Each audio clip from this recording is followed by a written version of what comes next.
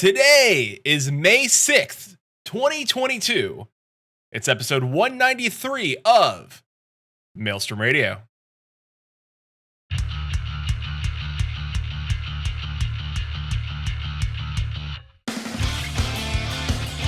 Maelstrom Radio.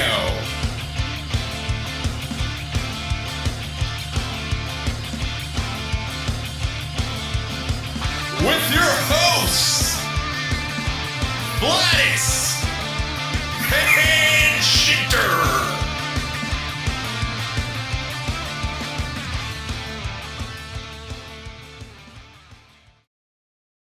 And welcome everybody to Maelstrom Radio. My name is Peter. With me, as always, is my good friend and co-host, Quinton. Hi, friend. It is Friday. Hello. I've been invaded by the cat who jumped up in the middle of our intro. All of a surprise. Sudden cat. And also with Quentin, Alfie. Yes. And with us, we have a guest. We do. Hey, and I didn't bring a cute cat though. I should have brought my. Oh. No, but I wasn't intending to. I was told to do the jumps out fanfare of I did nowhere. earlier. So, with Right. us, Rook. That's No? me. That's so good. That's beautiful. You're welcome.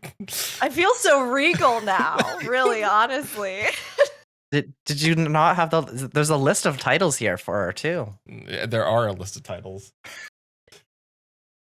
What are these titles I keep hearing about? I mean, you want to go for it? I thought you were going to do that with the actually? whole introduction. Susan's got your list of like all of your things here. So,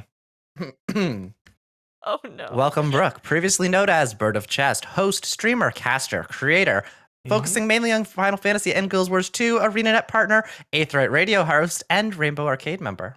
Yeah. And also, I just missed. I was listening to it earlier today.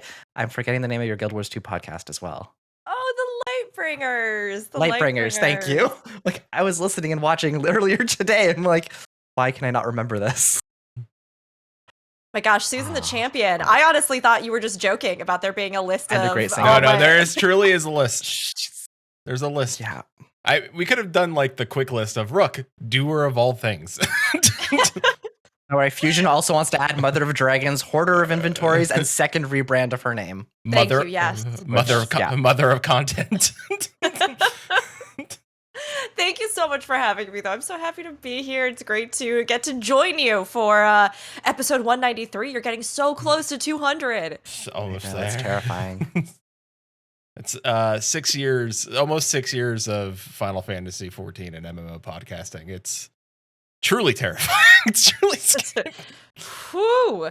I mean, it's a good thing that there's like, I guess, one or two things to talk about over the course of those 6 years pertaining to the game.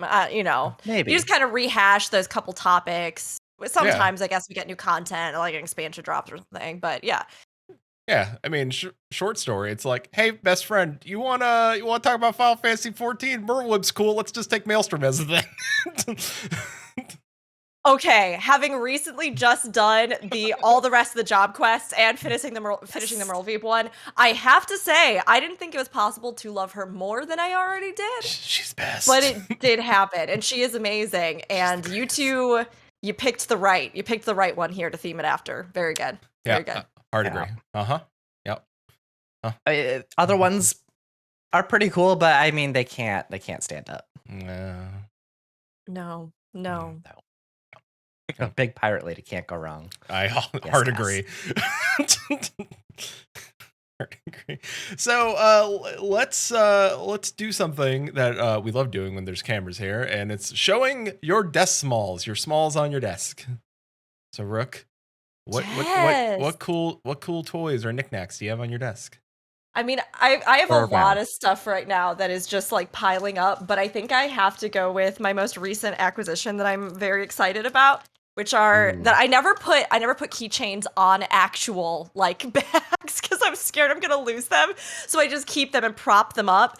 So I recently got this set of all the ancients, and if you flip them to the other side, they don't have their masks on. So you have like masked and unmasked versions, and I'm kind of obsessed with them. They're by Cedra, C-DRA. And they're so cute, and I love the way that she draws them. So that's my current. I mean, I got a bunch of other stuff. But that's my current, I think, big one that I'm obsessed with. Cool. Nice. I actually do have one keychain that I keep on my set of keys, and it's like the Square Enix official Final Fantasy 14 keychain thing. It has like pixel art of, I want to say it's Alfie or Alphino Minfilia, and I can't remember the third one, but it's just little tiny little pixel ones. It's the only keychain that I've ever actually used. All the other ones, same thing. They stay away. It's like, you must stay pristine. You must stay safe. Just forever in their It's like packages. stickers. Like precious.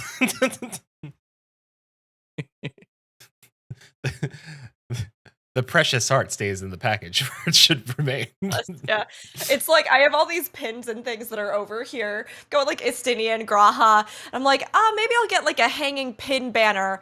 Although I did see recently they started making, although they've probably been out for ages and I just heard about them, like little bags that have almost like a plastic front in front of like a place where you can display pins and stuff, so that like you don't have to worry about them falling off or and I'm that because I might take that.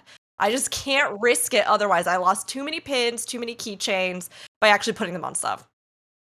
I have like I have a problem. I have way too many pins and I don't use them, so that would be perfect. Susan, you don't want to lose them. Susan has one of those purses where it's got the sheet in front that protects the pins, so you could, and then like it's like a clear, so she can show off all her pins. It's a good move. I was glad to see it. It's a good thing to have, especially if you like collecting all that kind of stuff. I spend most of my days anymore just like here in this room in general, so it doesn't bother me having all my stuff here. But it would be nice at some point, theoretically, when maybe there isn't a pandemic, if that day comes, where I could take a bag outside and actually like show the stuff that I have. Look at these. Look at these pins I got 4 years ago. Quinton's just showing Alfie the cat. Alfie's like, I don't understand, human. Pat, pat, pat, pat, pat. You laugh, but the year before all this happened, I bought a ton of pins and stickers and stuff, intending to like share them with my friends. Mm-hmm. So I have like dozens of pins and duplicates of pins and stuff that I was planning to give out during like FanFest and stuff. Now I'm just sitting on all of them because they're, yeah. Alfie's just using him as toys, just batting them around the apartment. Alfie doesn't see the pins, thankfully. Thankfully the pins in theory won't like, it's not like food that'll go bad, right? So whenever we're able to actually have a FanFest again, we can go, you could bring them. You can like give them out to the people you wanted to give them to, so you can hold on to them. Yeah. Hopefully, theoretically. Yeah, just hand them out like these were from the before times. In the before time. Yes. They're all carbuncles. Oh, cute. Remember when those did things? Remember these were also from the before times. That was brutal. What just happened? Carbuncles everywhere. I feel so bad for carbuncles. The Summoner Rework, it's funny because I know several Summoner mains who, of course, have a lot of feedback and thoughts on it. I think most people, the general consensus, and I'll have to see if you two agree as well, is that the actual aesthetic component of the redesign is so great, and I actually think it does lean way more into the Summoner kind of fantasy, if you will. But it does feel super awkward that it's just like, and here's the carbuncle. They're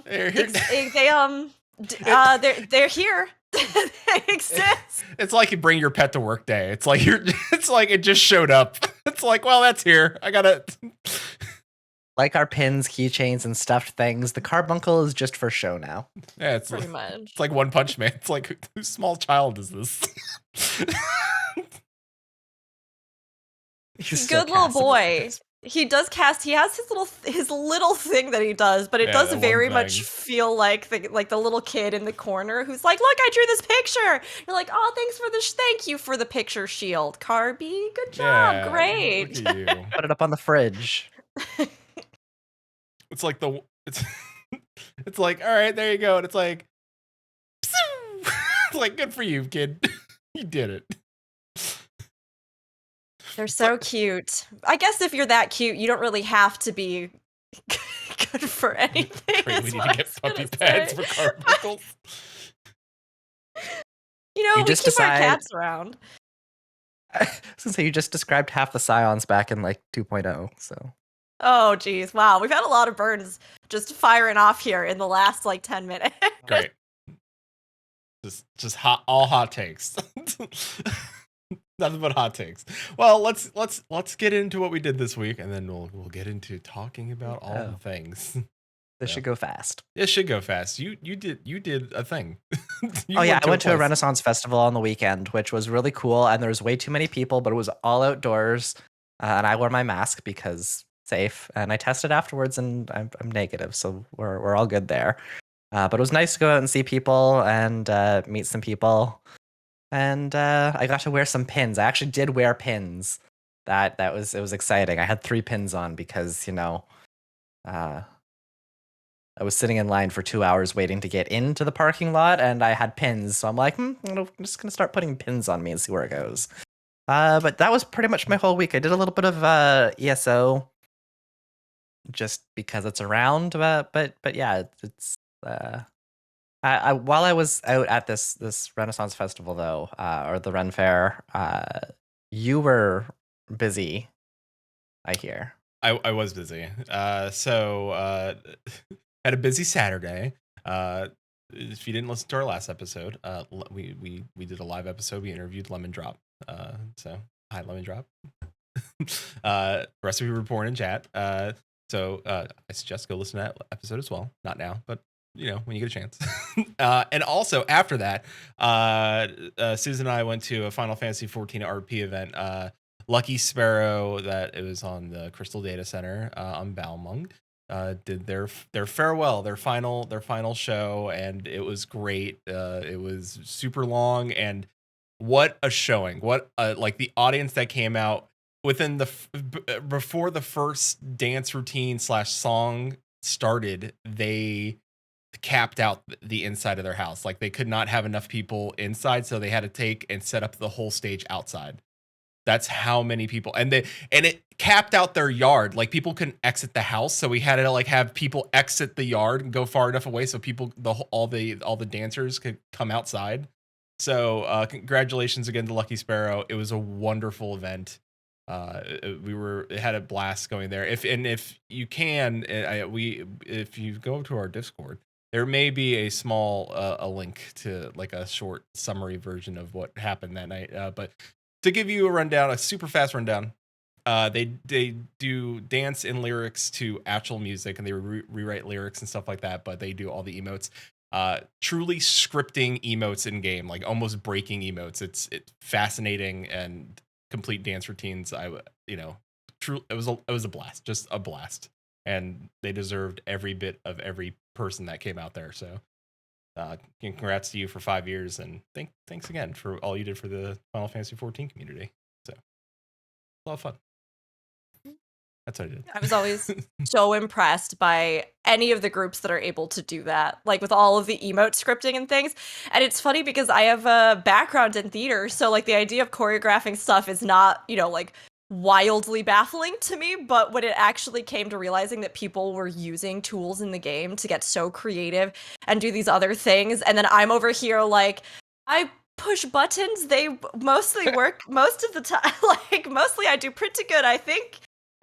It just blows my mind what people are able to actually like put together and meticulously craft using the tools that we have in game. It was great to see them reword. And it was so timed well, like they did not miss a beat. Like the lyrics flowed perfectly with the music, and it was like IRL pop music, but they rewrote lyrics to fit Eorzea, so it was great. Like it was so good, so good. So it was a fun time.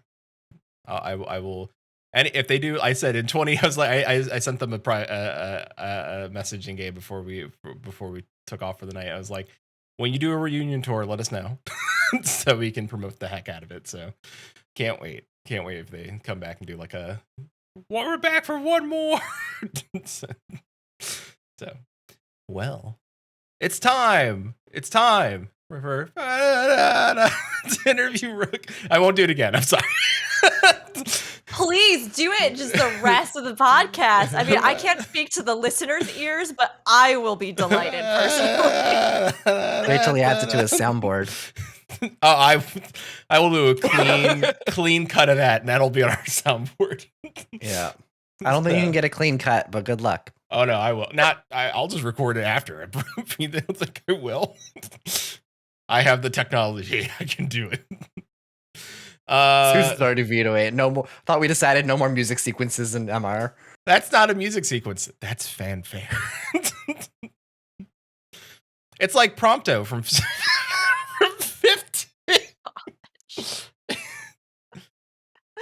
Just like Prompto. It reminds me of that. Oh, what is it? Like the Land? No, not Land Before Time. Oh my gosh! All this very different Jurassic Park. There's two very different dinosaur media, but it reminds me of the Jurassic Park, like meme where it's like. Yeah.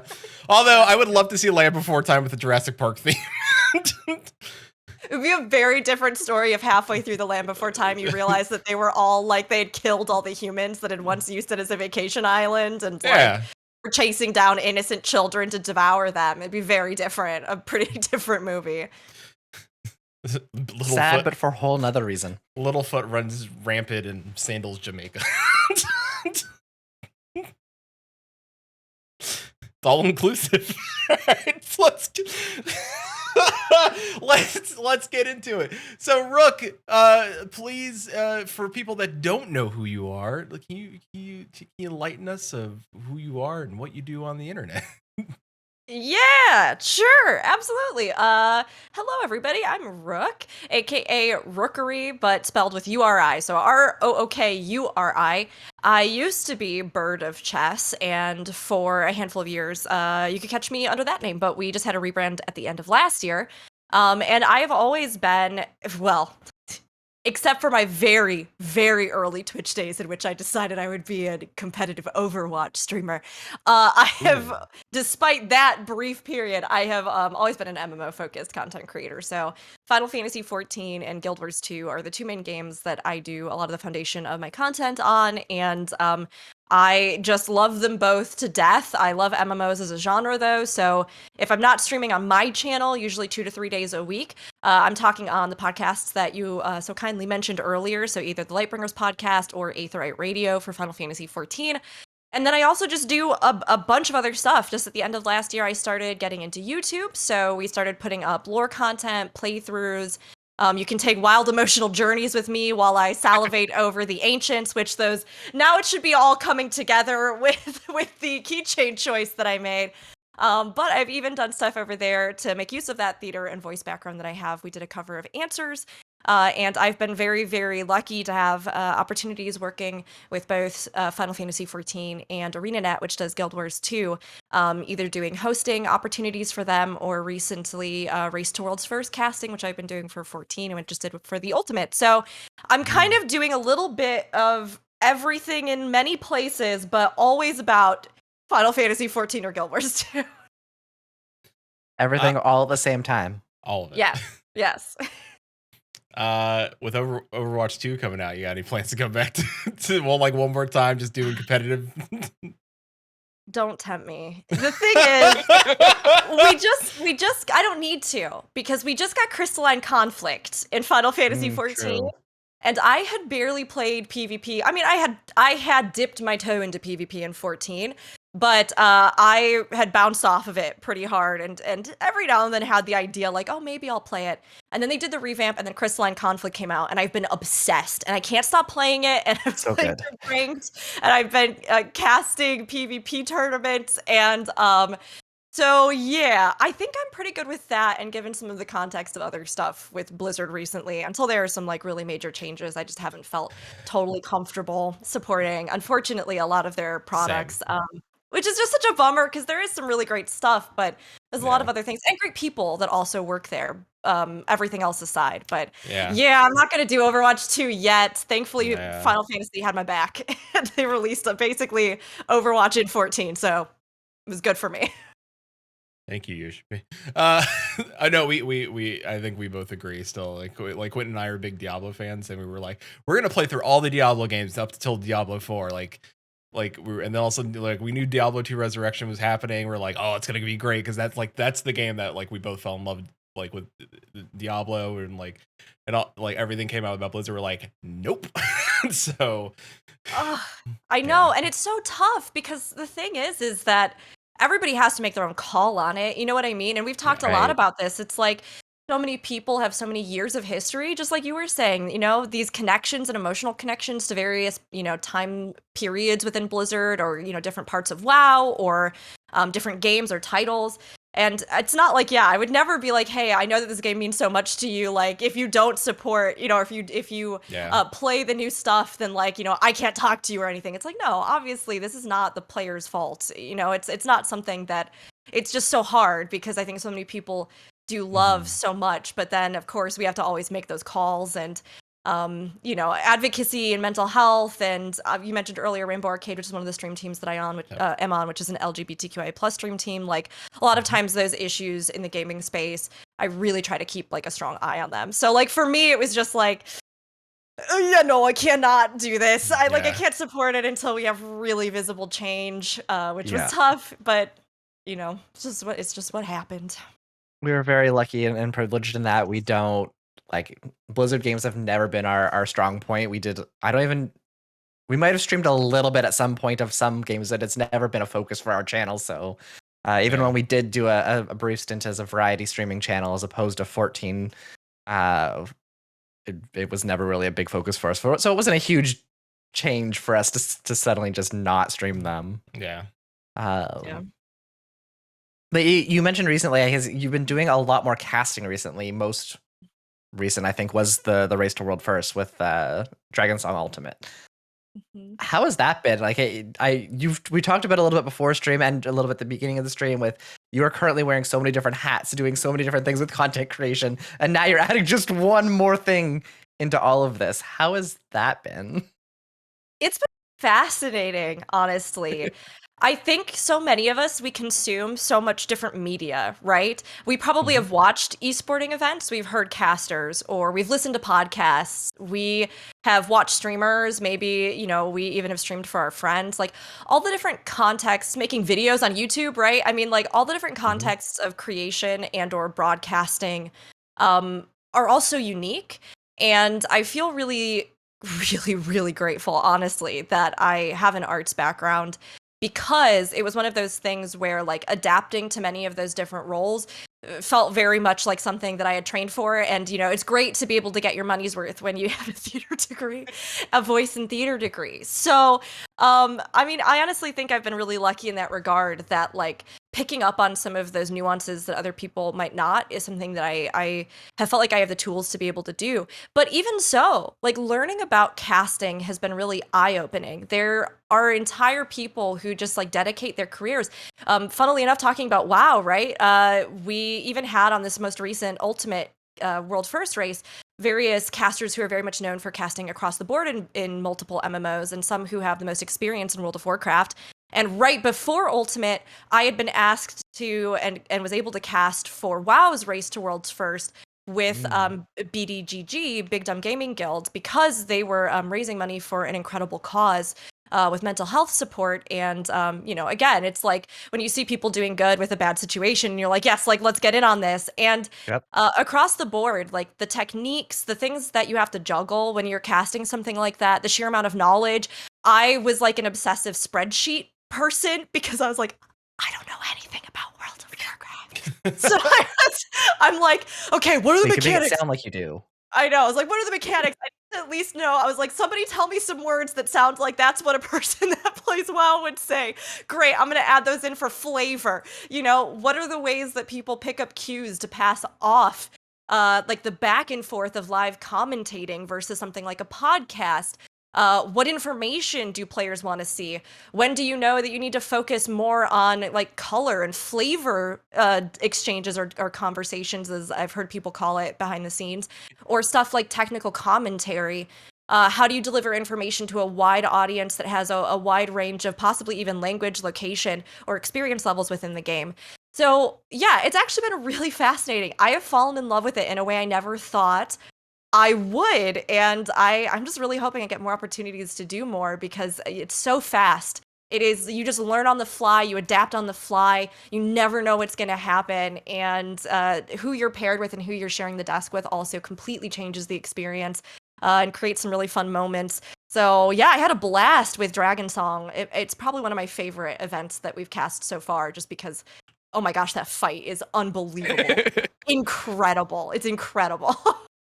I'm guessing it also helps a little bit that you're familiar with like the content itself, like the source material. You're not like with WoW where you're like, okay, what are all these things called? Like Final Fantasy inside and out, more or less. Yeah, it's different. It's so funny. Okay.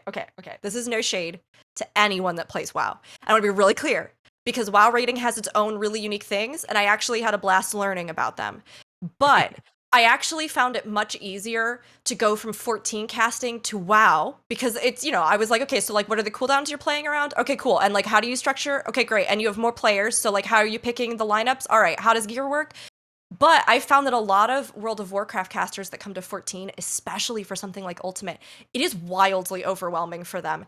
And it really made me appreciate, I mean, one, how great a job they do, even just like keeping the hype going for something that when they look at the screen, they're like, I don't know what happened. But here it is. Yeah. But it made me appreciate the sheer complexity of 14's endgame content in regards to mechanical performance and execution.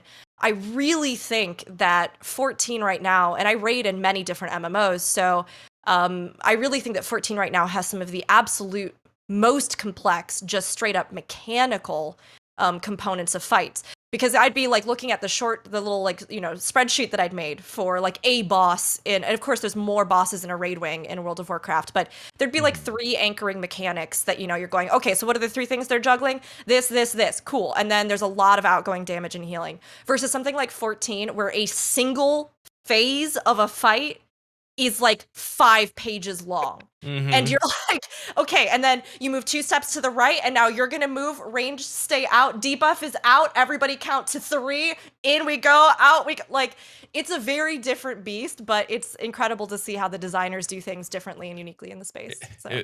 They really do. Long time World of Warcraft.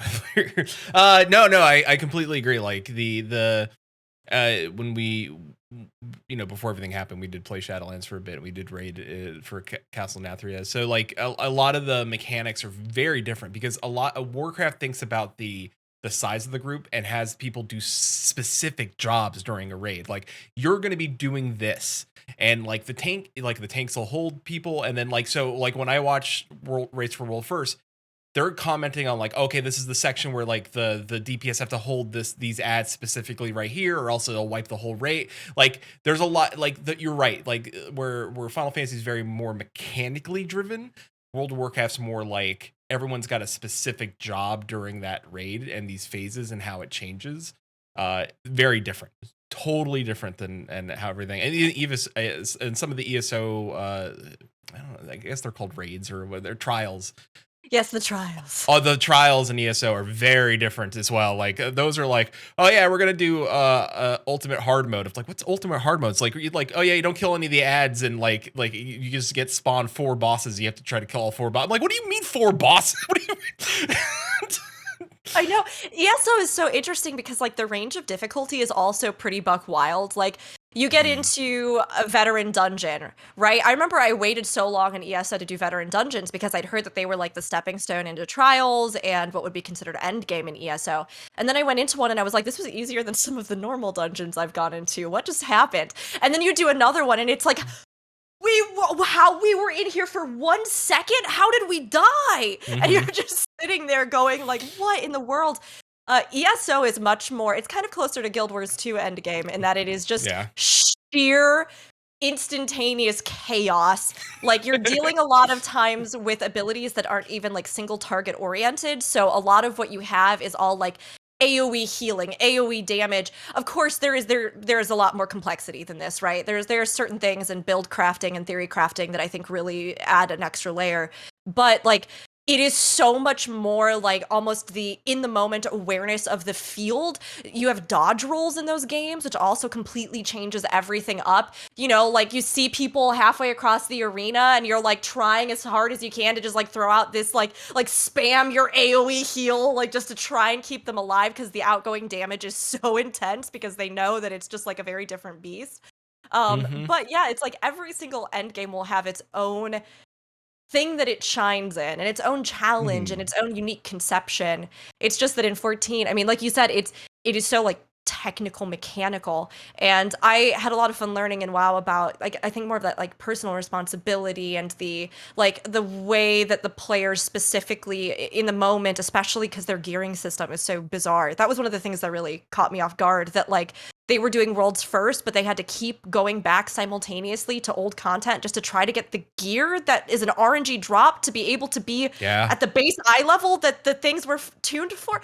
And I'm like sitting there going, what? Wouldn't you want to have the gear before the raid release it? Like, why do they release it like this? But it it is so much tighter in a way as far as the actual like usage of your class, and or like even sometimes raiders being benched because they just didn't get the luck of getting that set, that tier piece that they needed that week. So they're out and you got to get somebody else in who managed to get a drop. And it's so different. It's so different, but it has its own challenge for sure.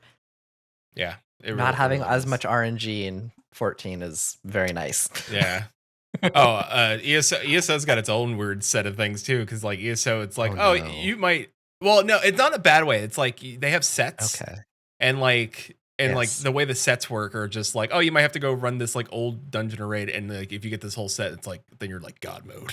So it's like, that's not as bad. No, it reminds me of ESO. I'm baby. Please don't hurt. I'm baby. The gear sets in ESO are so cool. I actually really love them because if you have like X amount of pieces, they'll oftentimes add different passives or even like additional bonus abilities.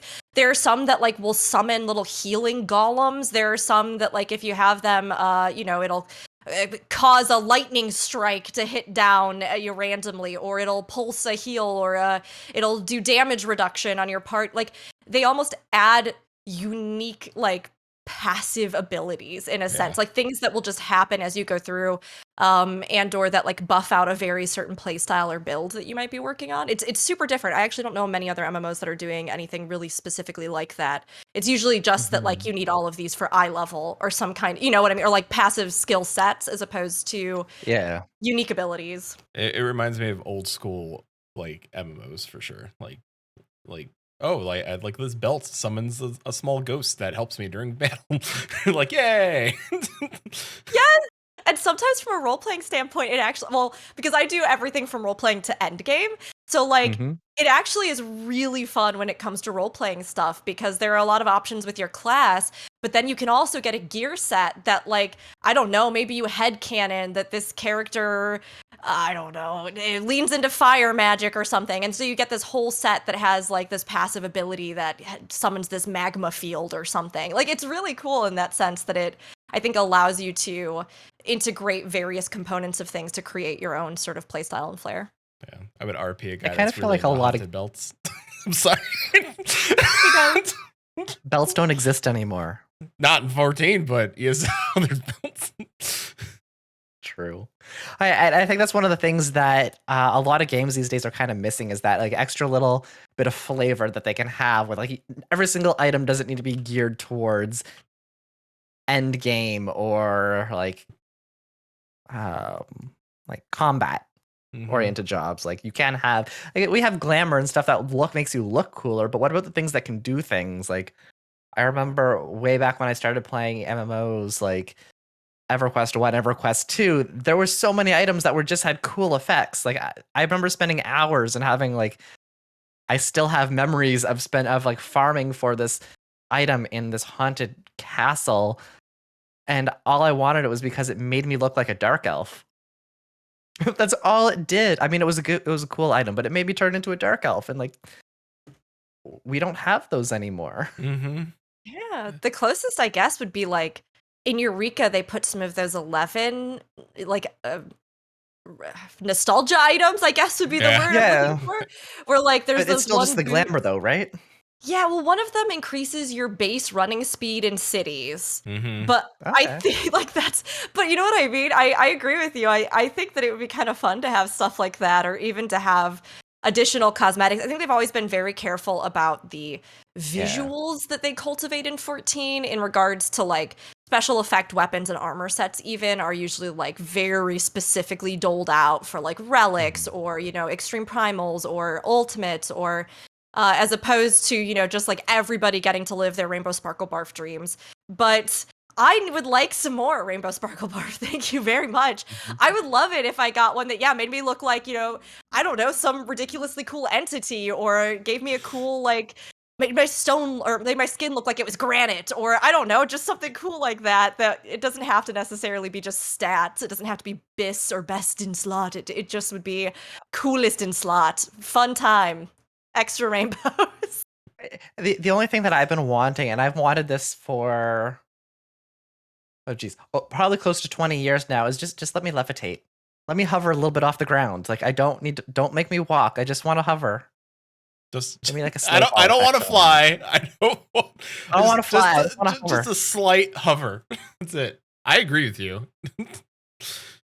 More hovering, honestly. I really like the idea of a cutscene where, you know, like they do that really dramatic walk in a lot of the cutscenes in 14, and like all the characters come like walking across the screen, and you see them doing their like epic hero walk, and then behind it's just like floating T-pose in the breeze. It's like the warrior of light. Why can't we have that? Also, Lemon Drop in chat, I'm coolest in slot.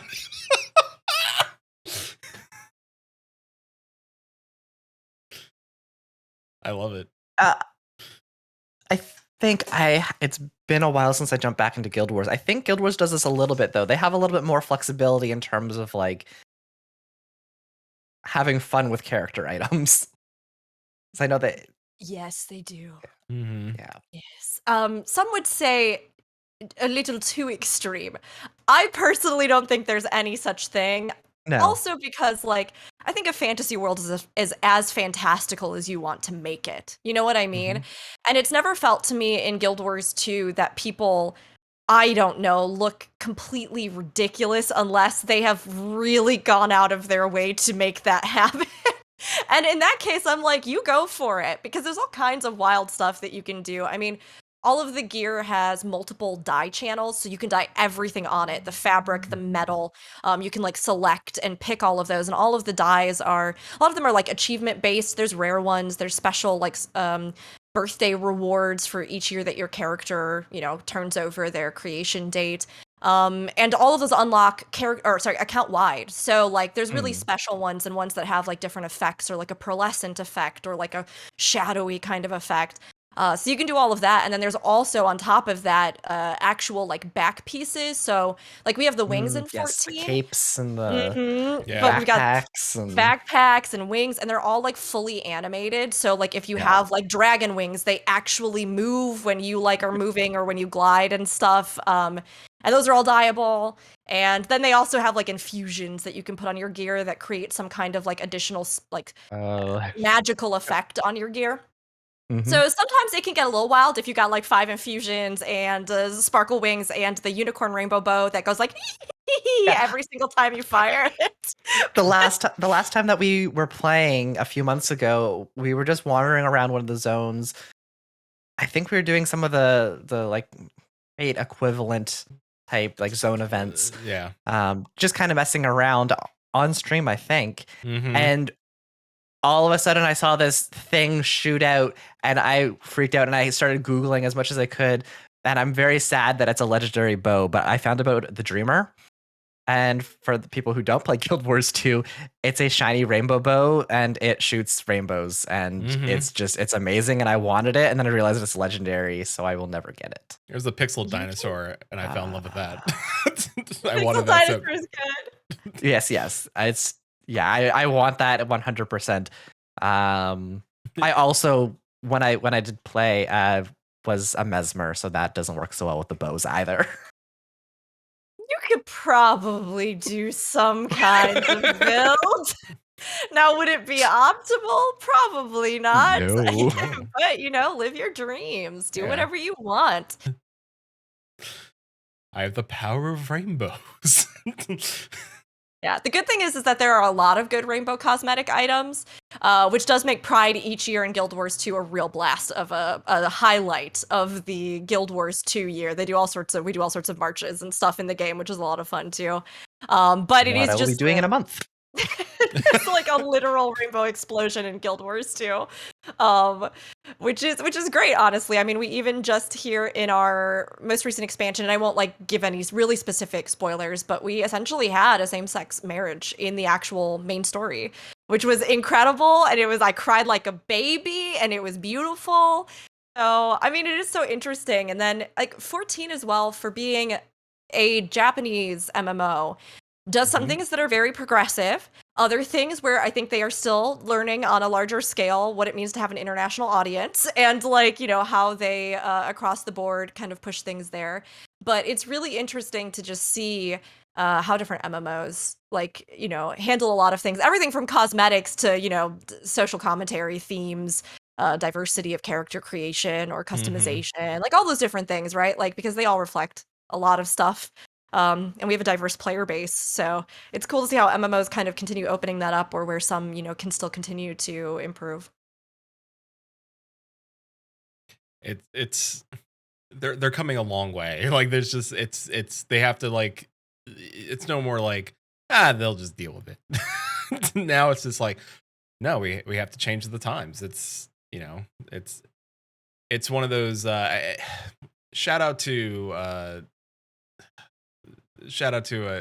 oh man, I forgot the name. MMO. I forgot the name. I'll link it in the show notes. Their podcasts. I remember Bree, who's the head writer for the website, was saying, oh, I appreciate old MMOs because they taught us what it was like to like give somebody your phone number on the internet back when it probably wasn't safe. And then now for them figuring out that also maybe like single player stuff is also okay too. like and striking that balance. I was like, very true. Like I remember like giving people like my cell phone number, like, yeah, call me if this thing happens in World of Warcraft at like 1 o'clock in the morning. And now I'm just like, I don't know if I would give somebody my phone number. Well, look at how many tools we have now, though, right? Like Discord. It's funny to me because I literally will tell people and family members now, I'm like, if you actually want to get a response from me and it is really like urgent, or I don't know, you just want to make sure I see it, use Discord to reach me, because you can text me on my phone, but there is like a 50% chance I'm going to respond to it, versus Discord, which I am like constantly cued into.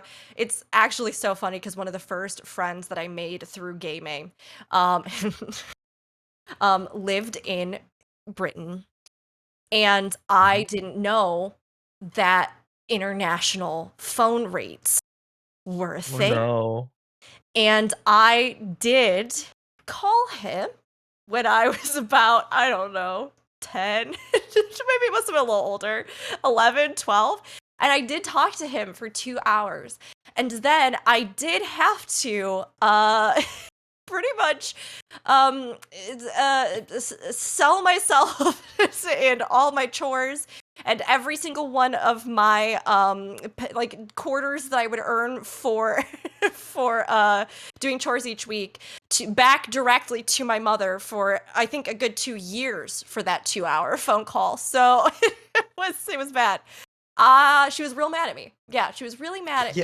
So Yeah. I didn't call too many people after that I knew in game.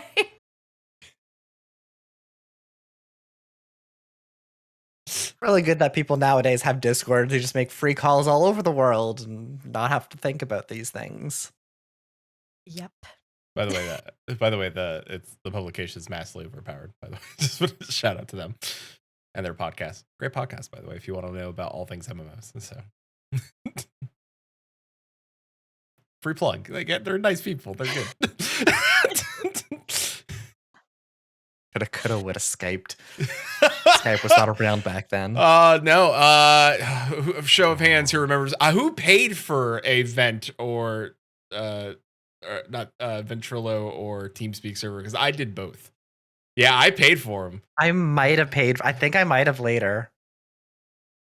Yeah, I paid for them. I can't remember. We also got free ones. We had sponsors back then. Oh, you got sponsors? Wow, how do you get sponsors for? Were you like doing? This was podcasting like 12 years ago, so like pre-Discord, but still in between. It's like 2009, 2010. We had a pretty big podcast with Rift, and we did have some a voice provider. They gave us a free TeamSpeak server. That's so cool. Nice. Yeah, I didn't have that. Yeah, I was also a relatively early Discord adopter when it was like, hey, let's go check that out. All right, hey, look, it's all free now. I mean, if you want to talk about early, like I remember when we used to podcast on Ventrilo. Skype. Ventrilo podcast. Yeah, that wasn't as bad. Yeah. It was better than Skype. It really was better than Skype. Oh, man. I think almost anything is better than Skype. I think like hand drawing pictures of yourselves and then writing a letter on the side and mailing it to one another is maybe better than Skype. Like get a sticky notepad and just draw stick figure me and just like flip it in front of the camera just repetitively. I mean, nowadays that'd just be a VTuber. How come no one's VTubed that? Just like a sketch of them just like it just flips through. You know what? That's maybe too in depth. So with what I have to ask, I because I need to know. What is it like being in a video? You're in a video game now. You're you've now reached the goal we all try to have, honestly. I still have moments where I remember that it actually happened and wasn't just like a weird dream. I actually oh my gosh, it's actually very hard to put words to this. So don't mind me while I babble incoherently for a second. It's always such a weird mix of like I think we all know, right? When you do content creation, it really doesn't matter how big you are in a conventional sense. We all still struggle with the same doubts. We all, have different areas of impact that we affect different audiences with.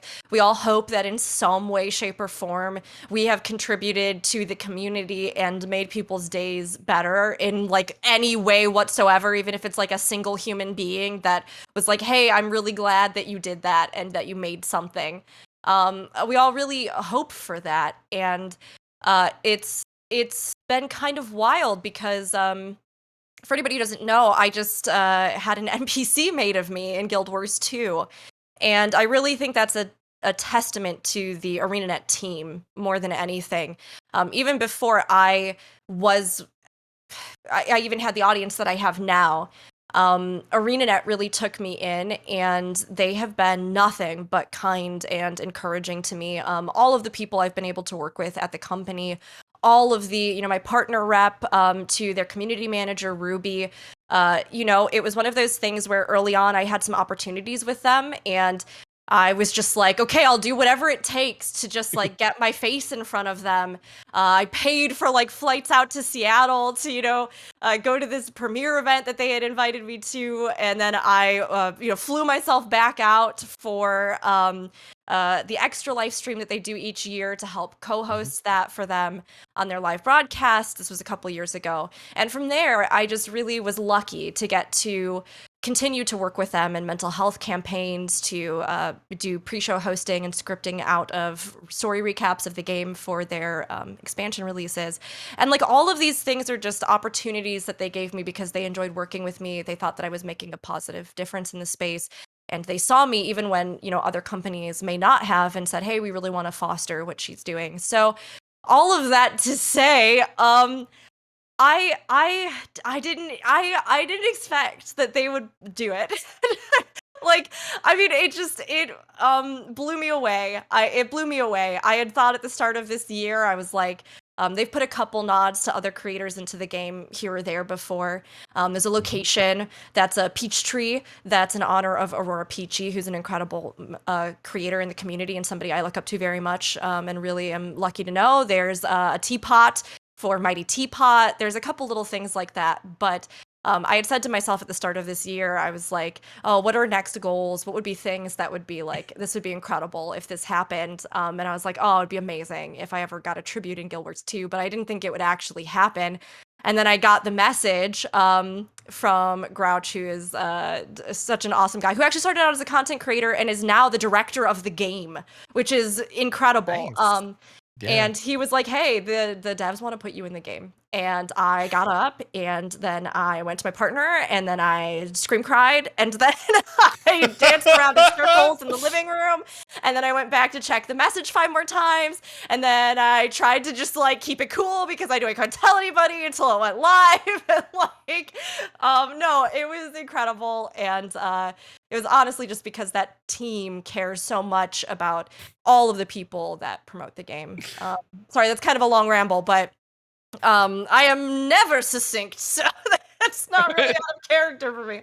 But no, Neither I are mean, we. good, excellent. That's why we all go to do podcasts, right? Mm-hmm. Yeah. Exactly. Yeah. But no, it was an incredible honor. And I still, I bounce back and forth between like, did I even deserve this? And then also being like, wow, this is incredible. This is just so amazing. So yeah, I'm incredibly honored that they did that. It was awesome. I think this goes right back to what Fusion said earlier, is that Rook is always like, how can I be busier? And then she tries something and straight up kills it. Yeah. Like, I think this goes right beyond that. Like, and Ruby is awesome. I've followed them since Guild Wars 2 first came out years and years ago. And Yes. yeah, that whole team is pretty great. They are so good. They are so wonderful. Their lore team is fun too. They are just like, honestly, I don't know of any other game. Maybe ESO gets kind of close to this. But I mean, 14's community team are wonderful, lovely people. And they lurk around, they look at the community and stuff. But like ArenaNet in particular, like literally earlier today, one of the devs was just hanging out on the Lightbringers podcast and was talking with us. Like, they are so down to earth. They are so supportive of so many things, and of many, issues that many other games just won't take a stance on. And even when I've been in the studios, like the staff is so diverse, and they are so wonderful and hilarious and humorous, and really love their craft. So it's awesome. I think we forget sometimes the people behind our games, but I mean, every single game studio has that. It just feels very much like, yeah, ArenaNet really cares about like bridging that gap so that people, they play their own games. You see them in game all the time.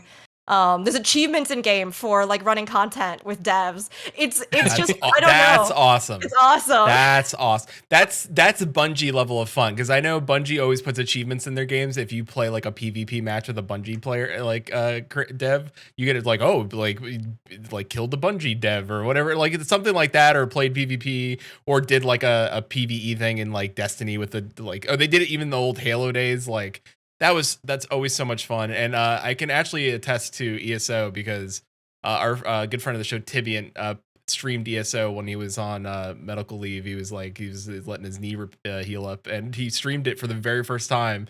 And one of the community people showed up, and Tibian was like, what? Like, it's like, yeah, because he doesn't know. He's just like, they rolled in, they're like, oh, it's just checking out your stream, and he's like, hi.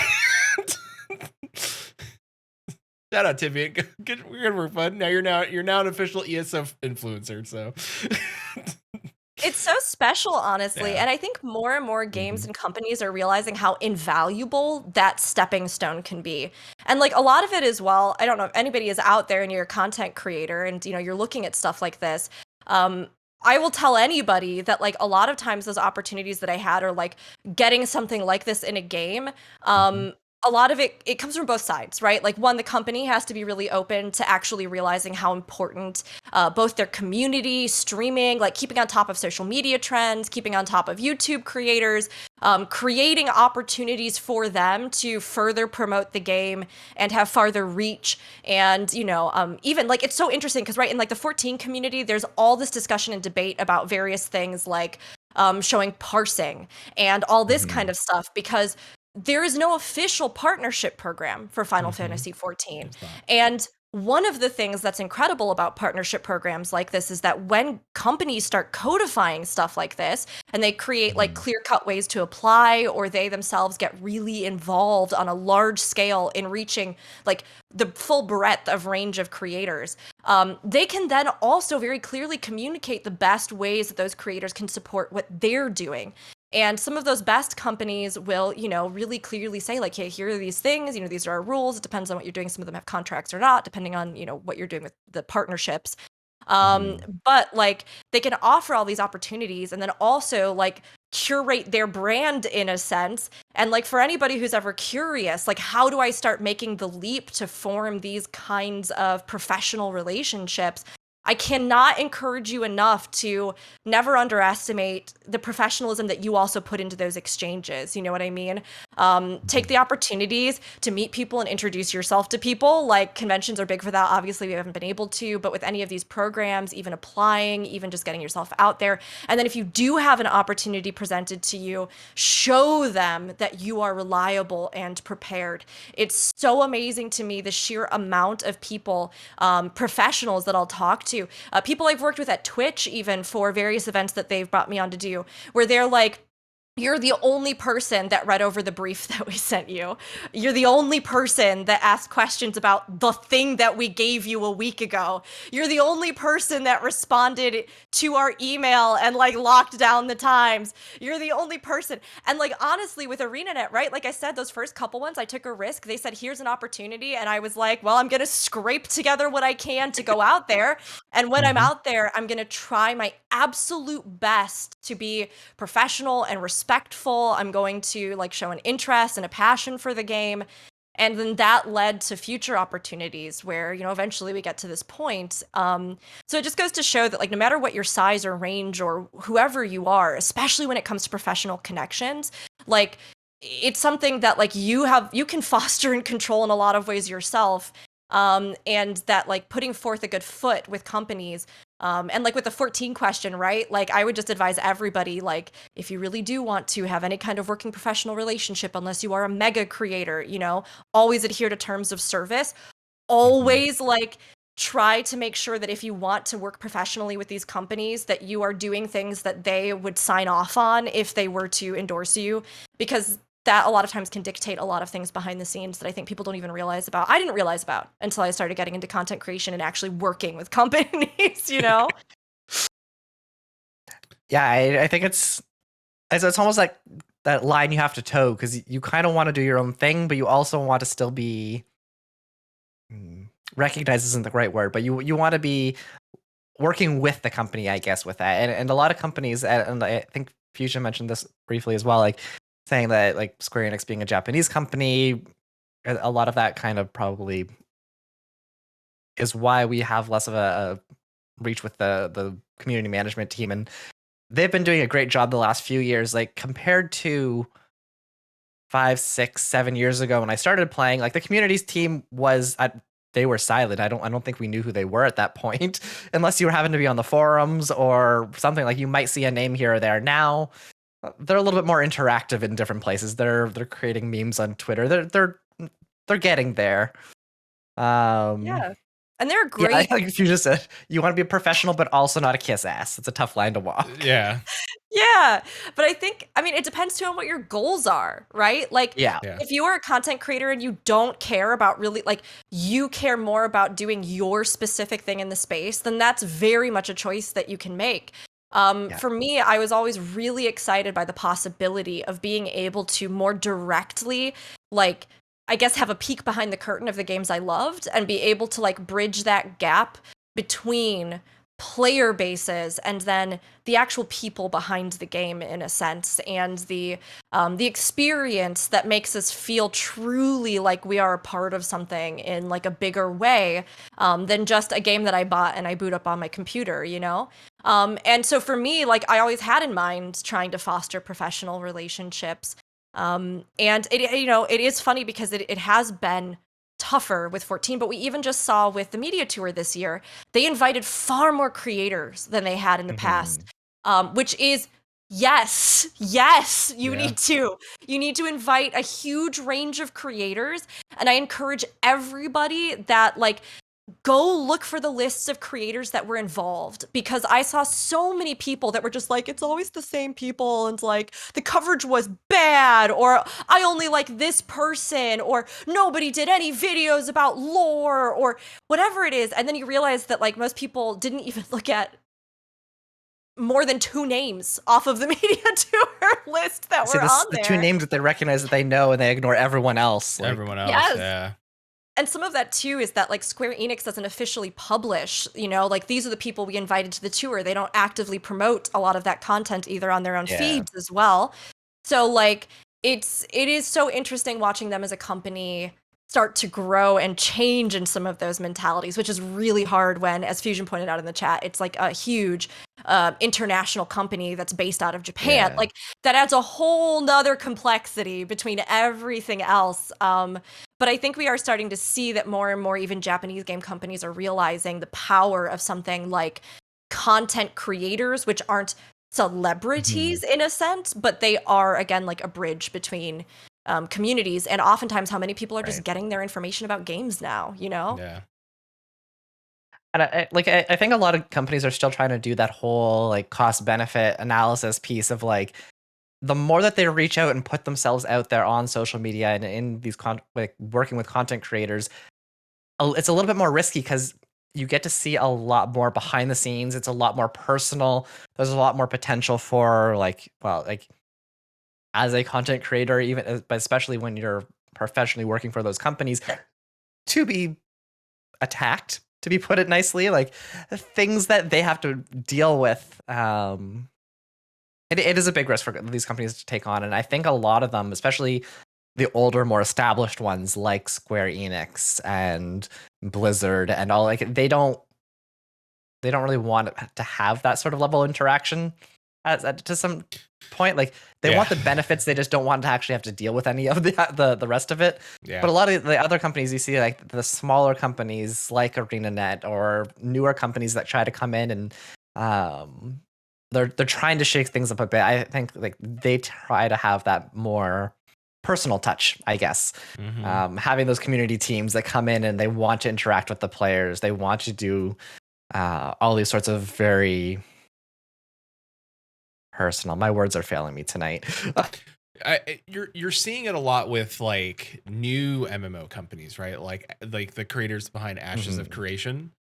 They're going through and Intrepid Studios and they're going in and sitting down with content creators like right off the bat, like before the game even is coming out, because they know that's the fastest route to getting other people on board, right? Like that's, you know, how do you get it's the term we use at work. It's like the buy-in is the corporate word for it. Like how do you get people to buy into your MMO, especially early on? And it's through content creators, right? Like through people like talking about your game. Like word of mouth in content creation space is huge because people trust us, all of us on the screen right now, for our opinions and what we think about games and everything. Definitely not me, so I don't know which one of you it is. Well, I got some hot takes about MMOs. Anyway, so it's very much that, or like, you know, so it's interesting to see like the new take on the mentality of like, it's not us, the gamers or the content creators versus them anymore. It's that cohesive back and forth between each other. Like we still want our personalities and we don't want them to force us to fit into their molds, because we're not their employee, but also be malleable to like making sure that we're following what they want out of us, like again, terms of service and everything like that. So but it's good to see. I like the back and forth, like more of it, please. Like, and please reach out to your podcasters. We do a lot of work. There's a lot of us out there. We would we're still doing the work. It's a different form. So to you know, to maybe step away and maybe talk a little bit about Guild Wars 2. When did you start your Guild Wars 2 journey? Like when did you step into that world? Geez, it's funny. I've actually played 14 longer. So I took a kind of whirlwind tour through MMOs. So I had mostly played single player games. For a long time, I didn't really have, growing up, I didn't have like a computer that would allow me to play anything. My mom is is primitive Stone Age levels of computer, like illiterate, and had no interest in getting like actual machines that can run anything. She was also very opposed to gaming. So I did a lot of single player games. I primarily played on PlayStation. And Final Fantasy was one of the first game series that I fell in love with because my dad and I would play it together. And it really made me realize what the impact of narratives and what, that a game could be more than just something you play mechanically, but that it could be something you experience. And that's like a living story you get to be a part of. So I played mostly single players. And then I, as an adult, finally got a PC capable of playing stuff. And what's funny is that I actually have owned Final Fantasy 11 like since I was, I don't know, like a young teen, but I could not play it because no computer I had would run it. So it wasn't, I was like, I'll just buy this and hope it works. And it turns out it did not. So I came to actually post college. It was like the year after I graduated from college. I finally was able to get a PC and start playing MMOs. So I went through like a bunch of them. I was like, okay, my partner played World of Warcraft, so I tried World of Warcraft. And then I did SWTOR because I love BioWare. And then I kind of went through a bunch. And I eventually found Final Fantasy 14 and fell in love with it. And I remember having a moment where I was like, do you think I could just like stream Final Fantasy? This is during those dark Overwatch competitive days. It's like, do you think I could just like stream Final Fantasy? And, I'd been told like, oh, nobody wants to watch an MMO probably. And I was like, oh, maybe. And then I just kind of went for it after a while. And over the course of playing 14, actually a lot of 14 players said to me, hey, if you love 14, you would probably love Guild Wars 2. If you liked these story beats, if you liked these different components, you'd probably really like Guild Wars 2, and it has no sub and all this other stuff. So yeah, I started to play that one. I think it's been 4 or 5 years. 5 years, I want to say. Wow. And I think I've played 14. I played 14 since Heavensward. So you do. Hey, 7 years on that. I don't know how long that one was ago, but Heavensward was like 7-ish, I think, right? Yeah. So those two, I just fell in love with them both. And I've been playing them side by side ever since because I think even though they do a lot of things very differently, they both have a grounding and basis in a lore-rich world with excellent storytelling. And they approach their storytelling in very different ways.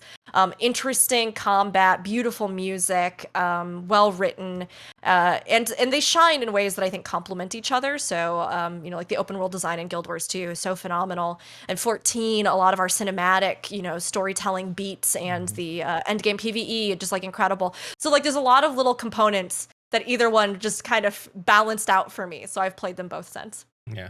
They're very, very very complementary games. They work very well together. Especially like 14, you play through it, you kind of get to a point where you're like, well, I don't really know what else I want to do. And I don't feel like grinding the same dungeons every single day. Let's go do something different. And there's 1,000,001 things to do in Guild Wars 2. And then you don't want to do that. They work very, very well in that they're very different. And they both have jumping similar puzzles. And they both have jumping puzzles. Although they do. Guild Wars 2 jumping puzzles are chef's kiss. They're so good. They're very good. They're so very good. They're incredibly good. And they've got really good rewards and like all kinds of achievements and all sorts of stuff for them. There are some that are like some of the hardest JPs I've ever done in an MMO in there. Like Kagane Tower, you took me a long time and it was a great victory when I finally defeated you. But at the same time, you got nothing on Chalice of Tears in Guild Wars 2, which is like, it took me, I haven't seen that yet. Even know. like, it is literally a jump puzzle that has you wind up the side of a volcano, go into the volcano's caldera, jump puzzle through falling lava, over a lava pit that will kill you, around the edge of the top of the volcano, all the way up to this like little tiny, like, it's so intense. It is I think usually considered one of the hardest in the game. But yeah, they nail it with that. And yet now I want to try it. Yeah. It makes you. I've done like the easy uh-huh. ones Yeah, in like, Guild Wars 2. Let's do it. Let's get there and do it. Go for it. I love the Mad King during Halloween. I like that jumping puzzle with the tower, because the tower, like, it's everything is spinning around the tower. So the jump puzzle is the spinning bit, but that also the tower explodes out and it can knock you off and it changes the jump. So depending on what part of the thing will be like, if you're fast enough, you can get up the one way. If not, you can jump inside the tower if it explodes and go up a different way. It's pretty crazy. Yeah. It is wild. And it's on like that timer where the like goop is all rising underneath you. That was actually, I think, one of the earlier jump puzzles I did, because I must have done some of the very basic ones before that, but then I came in and I did the event, and I am so bad at jump puzzles. Like, I'm so bad at them. It was a disaster. I think I got it the next year. It might be that year, maybe that year, but it took like multiple streams and hours of work, and it was so hard. You get to the end, you're like, I rule, Pumpkin Man. Go ahead. That one is definitely not my my favorite of the events that I've done in Guild Wars 2. My favorite still is the April Fool's Day one. Now, which one? Do you mean the oh my gosh, the like sort of 8-bit inspired one, or do you mean the one. like seasonal? Yeah. Super Adventure Box is really Super fun. Adventure Box. That's the one. Yeah. So I first started playing Guild Wars 2 when it came out. So I like way back when. And I played it for the year. So I did the first Super Adventure Box when it first came out, and that was amazing. It just like that popped up. I'm like, this is incredible. It's great. And I haven't really played it a lot since. Like, I've hopped back to Guild Wars 2 a few times. I finally beat like the base game last year. So I haven't done any of the expansions, and I saw the Living Stories are coming back. So I might have to pop into that soon. But yeah, so that was one of my first like big events with Guild Wars 2 was Super Adventure Box, and yeah, it's pretty memorable. That's a good one. There's a hint that next year we might be getting the Fabled Next World. So I am like very excited. And for anybody who's in our 14 fam who has like no idea what we're talking about, Super Adventure Box is like a seasonal festival in Guild Wars 2, but it is like Minecraft meets Mario. It's really hard to explain. Yeah. It is like they have their own maps. Like, there is a whole achievement system. It's kind of like Eureka/Boja in the sense that it is like its own independent content with its own maps that you go into. But it has all these like different jump puzzly things and all these different like items that you can like save up currencies for to buy that then you can use. You could like dig for treasure in all the maps. It has like, it's all 8-bit style. There are these bosses you can fight. There's a challenge version of it, which is actually ridiculous beyond comprehension. Like, where you are trying to like jump off of a thing onto one tile and everything else is an insta-death kill zone. Like, it is actually hilarious. And there are these different worlds, as they call them, these different maps, and they kind of have this little like Mario-esque save the princess sort of narrative kind of thing with it. It's super fun. And yeah, it coincides along a lot of times with April Fool's Day, although we also get unique April Fool's events usually. Sorry, we have a siren going by.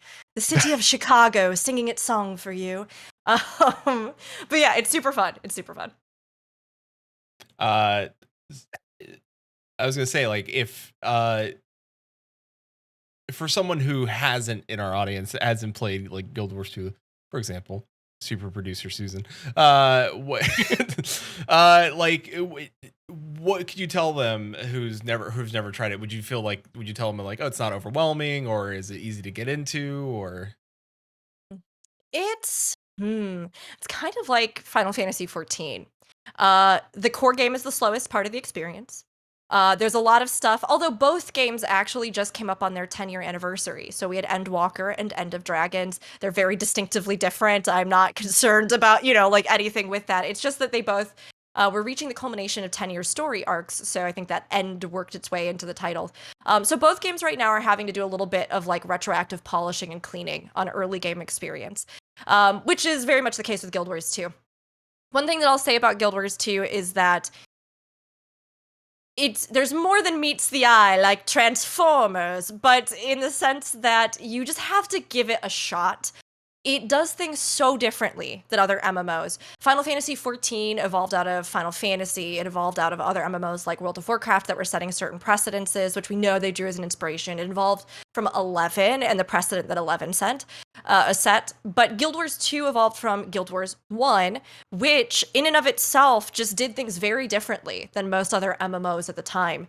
And Guild Wars 2 is no exception. You'll get into it, and I got into it coming from 14, right? And I was like, is this it? Like, what is in the story? And like, I guess the combat's fine. I don't know. I've got so few skills though, very few skills. And lo and behold, no, it's actually incredible. It's very much a game about fast-paced, action-oriented combat. So again, contrasting 14, which is much more that dance, that, playing around the cast time and the cooldown and that little bit of server lag that we have that lets you do spell sliding. It's very much like a scripted dance. Guild Wars 2 is like everything's on fire and you're dodge rolling desperately to survive, and then a monster locks you into place with a whole bunch of vine tentacles, and then you're trying to smash your button that'll free you from CC. Like, it is like a much more chaotic experience, but it's all about like build crafting. You have a massive amount of skills. You have these multiple like branches of evolutions that your classes can take.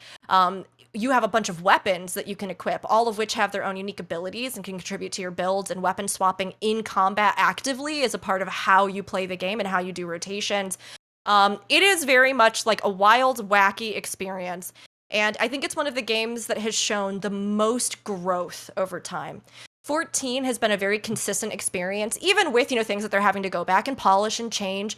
But 14, I think, has always held itself to like a very specific kind of standard, and they've very, very clearly built off of a lot of what they've done. And, we get new ideas, and I think they always do a great job, but it's very consistent. It's very reliable. Guild Wars 2, they like innovate just all out the wazoo. So what you do in the beginning of the game will iterate and evolve. And I mean, End of Dragons, I really think was actually, for a game that's been out for 10 years, the best expansion they've ever released. It culminated so many of these incredible experiments, ideas, storytelling vehicles, open world experience, all these things that are so fascinating about the game. And I think we really are entering a new golden age for Guild Wars 2.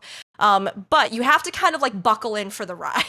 You have to let yourself get through that base game. You have to give yourself the time. Yeah, like you have to give yourself the time to understand the complexities, ask questions for things that don't seem as upfront because they might be outdated systems or, stuff like that. And like I said, they're polishing right now. So like they are going back and streamlining various parts of the experience as well, for new players, and looking back at 10 years, and Steam release this year for Guild Wars 2 is coming out. So yeah, patience. But it has a lot to offer, and it does a lot of things differently that I think will surprise and also delight you. And there's no subscription ever. And all you ever, like, the base game is free. The expansions are dirt cheap. They are constantly trying to find ways to make it more accessible. There's no pay to win in the shop. And yet for that, they deliver content on par with the major AAA backed studios and MMOs. And it's a real testament that they're still in the space and they're doing their own unique thing. So. And I think that's a really important thing about the cash shop. Like, there is no pay to win, but there's still really cool stuff in the cash shop that you want to buy to help support them as well. Yep. Like what is it? Is it the salvager in the game? Whatever the thing that allows you to like decompose items into materials, like that is worth its weight in. Yes, it is. Gems. But yeah, there are things that are actually very, very useful, but like you said, there's no pay to win. You can play the game completely free, no subscription. It's almost like one of those questions like, while you have downtime in 14, why not try it out? Straight up, that's what I say to people. People will be like, "Is it worth it? Should I try it?" And I'm like, "You literally will lose nothing. Like you won't have to pay anything." And it's like 14 in that sense where, yeah, like you say, don't judge 10 years of an MMO on just the core game experience or like the first 2 hours you might have playing it. There's going to be so much more for you down the road. But like, again, just like the free trial in 14, the amount of a glimpse that you can get into the game, the follow-up research you can do on streams and stuff, and the fact that there's no subscription, yeah, it's like, why you literally are risking nothing. You can just download it and try it, like, and just see what you think and look up stuff to see how the game has evolved or what kind of content you can expect down the road, Yeah.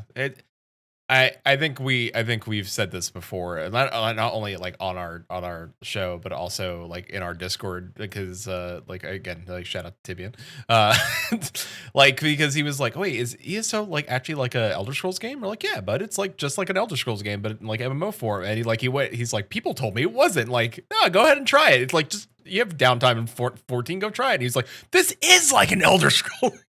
Like, he was so happy. He was so, because he like grew up playing those games and he was like shocked and had a blast. And like, so it's, like we say here, Final Fantasy 14, if this is your jam, awesome. And if you could fill your time with it, awesome. But also, if you have downtime in Final Fantasy 14, there's other jams. Yeah, and like, I mean, Yoshida-san himself encourages players to try other things and take time away from the game. And so much, I get asked a lot, like on streams or elsewhere, like, how do you avoid burnout in a game?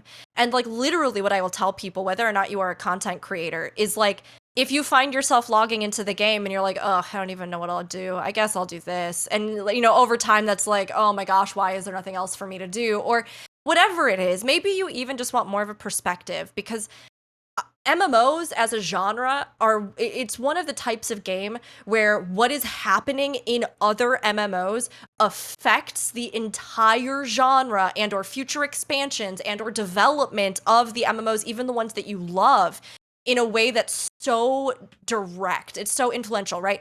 They are fighting over the same subscription bases. They are fighting over, delivering the same kind of experiences. All this kind of stuff. I mean, I want to say, these games obviously build off of each other all the time. We had the great debate about Shadowbringers, Shadowlands. We had, all these things. The newest expansion that they just announced, Dragonflight with World of Warcraft, they literally copy pasted some of the mount systems from Guild Wars. They sure did. But they really did. And I was like, but that's what Blizzard does, though. They look at systems, they're like, hey, I think we could do that, but we could probably do it our own way and maybe improve on it. And that's fine. Yeah. Like, you can't say Final Fantasy didn't do that with World of Warcraft. They're like, I like what you're doing there, because Yoshi P made the team play it. Like, hey, play this game. We're gonna take their stuff because it's good. Exactly. And like, the thing is that I think as MMO players, we oftentimes can get a greater appreciation of the games we love, as well as a clearer idea of how they can continue to grow in a space and a genre that is influenced by so many other things, if we do try other games and play other games. When I first started streaming both Guild Wars 2 and Final Fantasy, I had so many people constantly asking me, which one do you like better? Which one is your favorite? Which one do you like more? If you could only play one, what would it be? Why don't you only play one? And I was just like, nobody asks me anymore, because I think I just talked about it so much, where I was just going, I like them both for different reasons, and I love and appreciate and value what they're doing. And I think they have strengths and weaknesses. And I think that, like, all the MMOs I play a lot of ESO as well. I grew up playing those games, the Elder Scrolls games too, and unfortunately ESO is the only place that you can get any ongoing Elder Scrolls content, because the new game's lost to the abyss. So we got another version of Skyrim. I know. We're getting Space Skyrim soon, don't worry. So it's just, I mean, the thing is, though, I feel like my understanding and appreciation of the games I play is deeper for knowing what they do so well in this space, for knowing where they can even continue to grow, and then getting to celebrate those, getting to discuss them. And a lot of times we just like have a tendency to like burrow down and hide our heads in the thing that we love without really like paying attention to the bigger discussion and a lot of the other things that I think are really interesting about this genre of game. and also give us deeper insight into the development of the games that we love. So that's why I like to play or even dabble and try a lot of MMOs. And then I have the ones that I know, like, I'm committed to you for life. I'm not going to leave you. I love you, you know? But it definitely gives me a broader perspective. Yeah, and I know for people starting out in MMO, it's very daunting. It's a very daunting task. It's like, there's so much stuff to do, and what do I do, and where do I go to look up the things? And like, I am very much a person, it's like, do not look anything up, just log in to the best of your ability and try. But ask the community, ask people in game. The people in ESO are very nice. Like, they're very helpful. Like, I'm like, how do I actually typed in the other day, I'm like, how do I find this? Since I was like, follow me. I was like, okay. Thank you, friend. I mean, Quinton knows I made a friend with a deer in a different MMO one day. Shout out to Project Gorgon. It's true. I mean, I find that for me, the best time to start a new MMO is like when the MMOs that I love are in like a patch cycle or like a lull, you know, where you're not like trying to crunch through or make this decision like, oh, but all this new stuff just came out and I'm trying to play, right? Like, you know what's out. You've probably played it. You've sampled the stuff you want to the most. Because the most intensive, like time-intensive point in an MMO is when you're starting it, usually. Like, some MMOs will be more or less demanding, but like, I remember when I started Final Fantasy 14, I had this moment where I like asked, I don't know, I guess I was just looking online or something, and I went, wait, how many quests are there in the game thus far with like Heavensward? And I looked at it and I went, yeah. Oh, I was immediately just like so overwhelmed. It was inconceivable to me that I would ever be like current in like the current, you know, quest that had just released or whatever, the current patch. But you do get there eventually. And so I usually try to like introduce or time stuff around that. I'll look at like what are the major releases for the expansions that I'm playing. And then when I know, like, hey, I'm going to have a little bit of breathing room. Hey, about this time we should feasibly be done with Prague on, you know, the Savage tier. Hey, around here, like, I could probably pick up another game and play it. And honestly, that's probably going to be better for me than just logging in every single day and then just being like, oh, I don't want to do more of this. Or, you know, like, it just, I don't know, it keeps things fresh. It really does. I think to add on to that too, like, a lot of people say that like, the best time to join MMOs is right when they drop new content. Like when a new patch comes out in Final Fantasy, when a new expansion comes out, like for me at least personally, I find that almost like overwhelming because not only are you trying to catch up, everyone's off doing all the new stuff and you're just sitting here being like, a sword.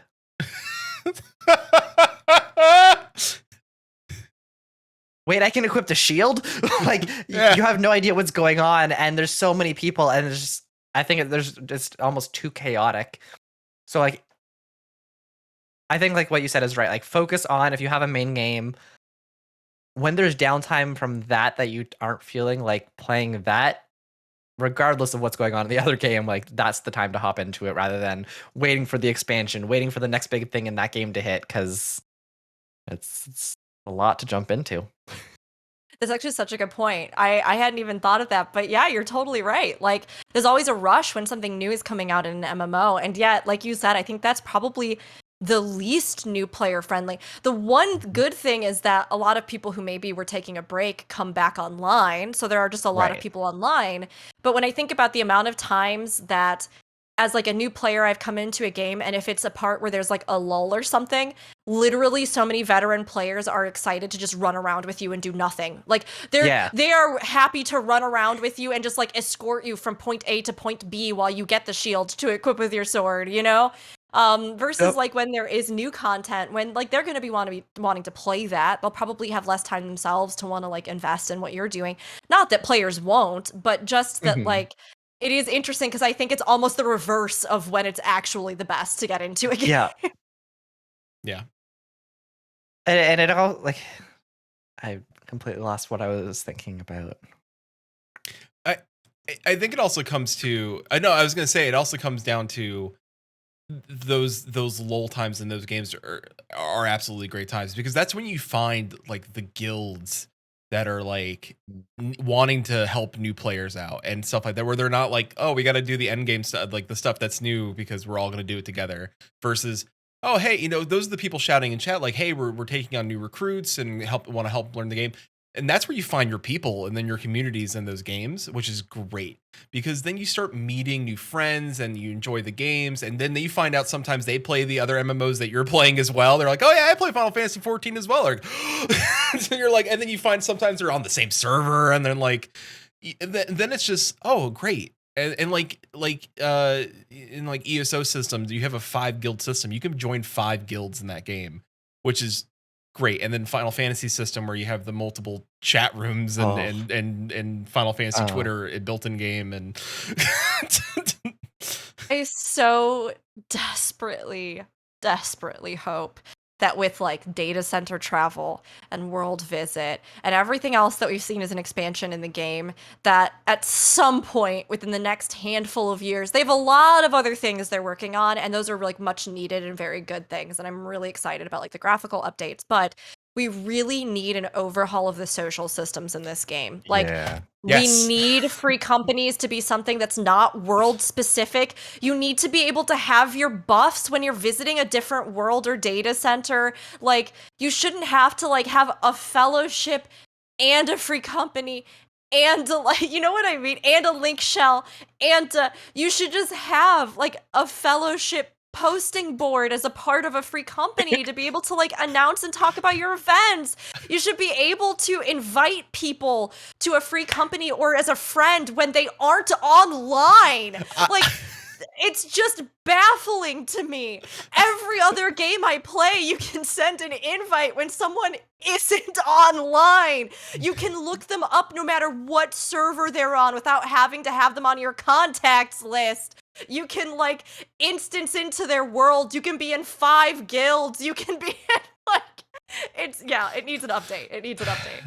I can say, what was it, like episode 22 or something like that, where we did the whole like, There's been multiple episodes. Dear Essie, this is how you can fix the FC system. We did a whole episode way early on, and everything you just said is what we said during that episode, and that was during Heaven's Ward.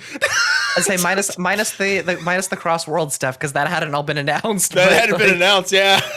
Yeah. Everything else, we were just like, oh, and the biggest thing even then was like, can we please have an in-game calendar that we could schedule? Because that's the biggest thing that World of Warcraft has, and I was like, how come they didn't steal that? Like, that is such a genius, because you could schedule things with your guild in World of Warcraft and set timers for people, and like they can, and it's all in game, and it's like, hey, we made the phone app.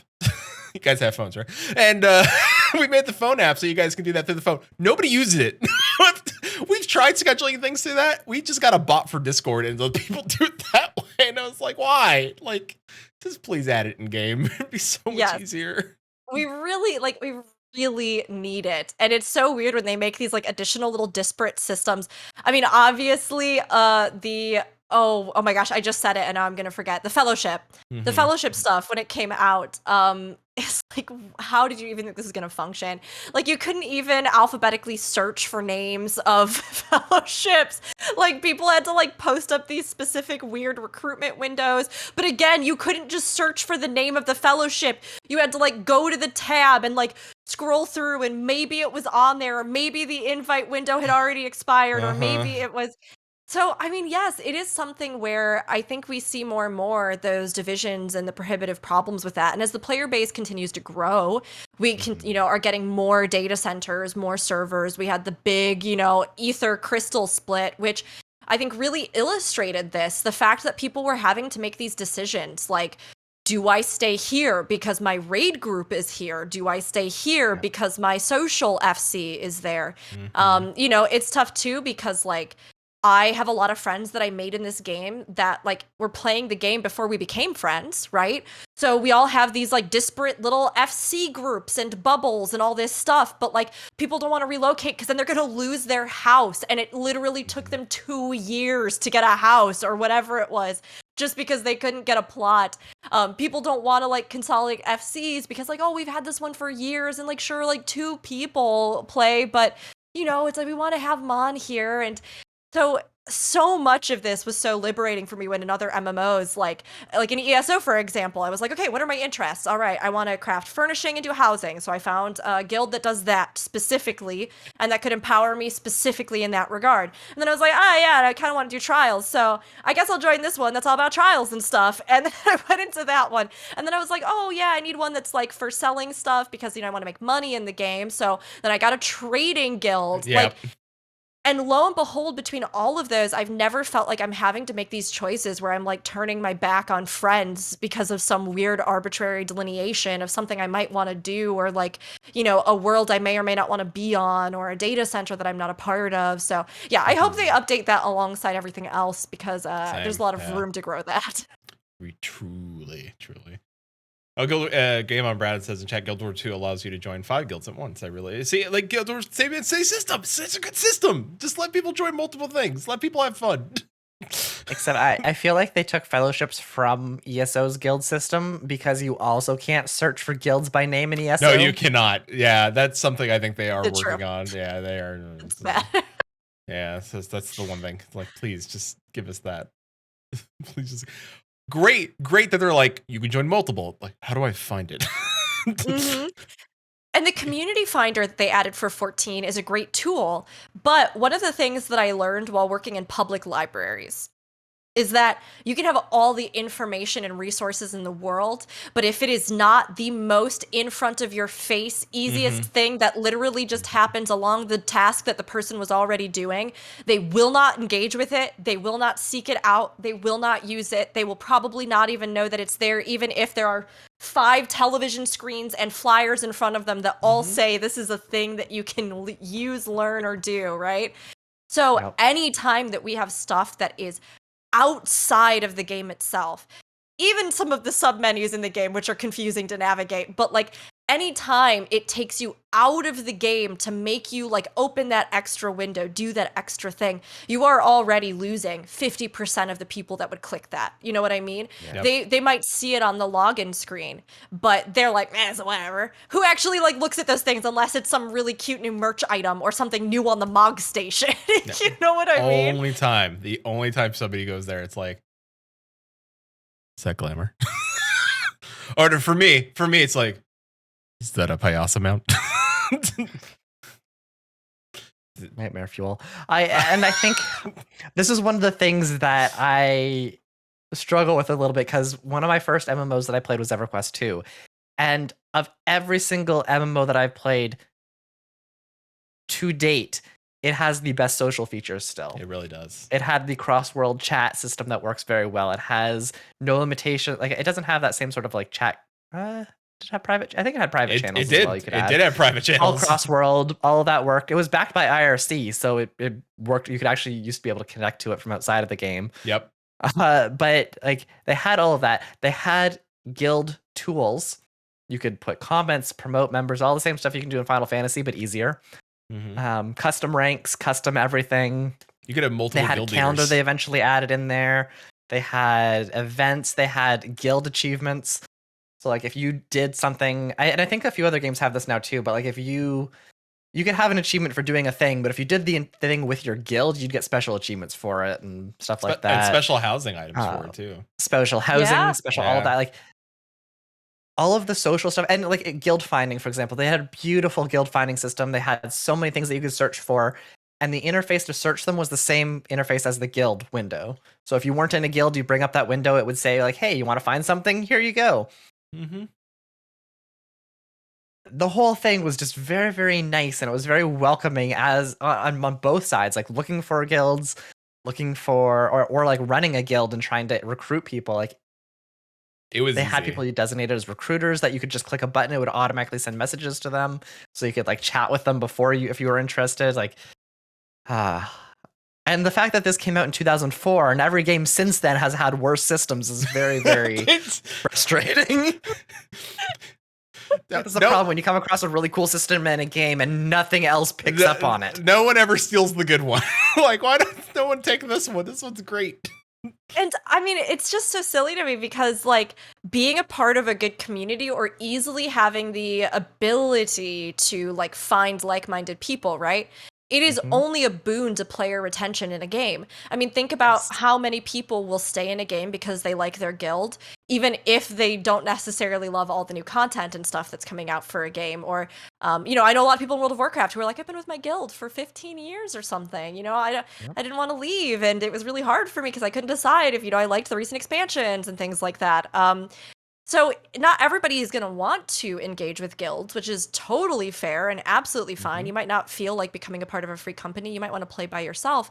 But if you enable players to like rally around facets of the game and to very easily meet people, that sustains them longer term in a game. Of course, there's always the potential that you end up in a group or a free company or a guild that like really isn't great for you and you have a really negative experience. But again, even then, I think that having easy tools to like look for a new group, to look for a new guild, to know that there's so much more out there, it helps you, because then you don't feel like it's this huge daunting task again to be like, oh, well, now I got to try and search for a guild that has the same things that they like to do that I like to do. And, you know, and I think that it just enables people to get more connected into the game on a lot of different levels. So, yeah, a lot of games need to polish up various elements. And I agree. I don't think we've really seen any MMO right now that has a like phenomenal system for it.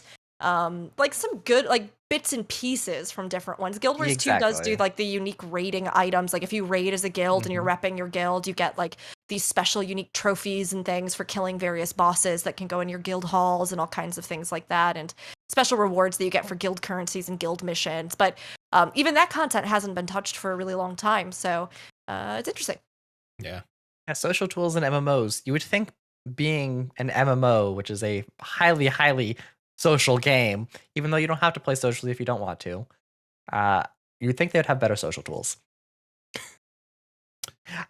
Very off topic, but I think one of my favorite features way back when I was playing Rift, they added the ability that you could tweet directly from the game.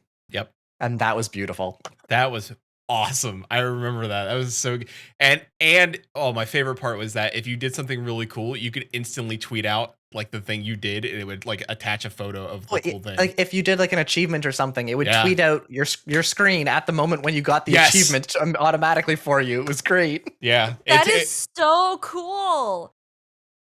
If you got if you were because Rift had a lot of like world puzzles, like instead of like they had jumping puzzles and world puzzles, and if you were the first person to solve a world puzzle, it would take the screenshot and say world first and tweet it out.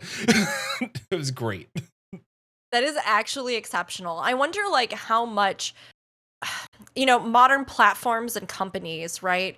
Making deals between these like mega companies, I'm sure, is such a thing now. It's like it's so difficult to navigate in terms of service in either way and how you reinforce. Like Guild Wars 2 has an in-game wiki function, so you can like type /wiki and then anything that you're curious about, and it will automatically pop up the wiki page for you about that topic. You know, now we just got in 14 things like the Unending Codex as far as kind of lore stuff goes.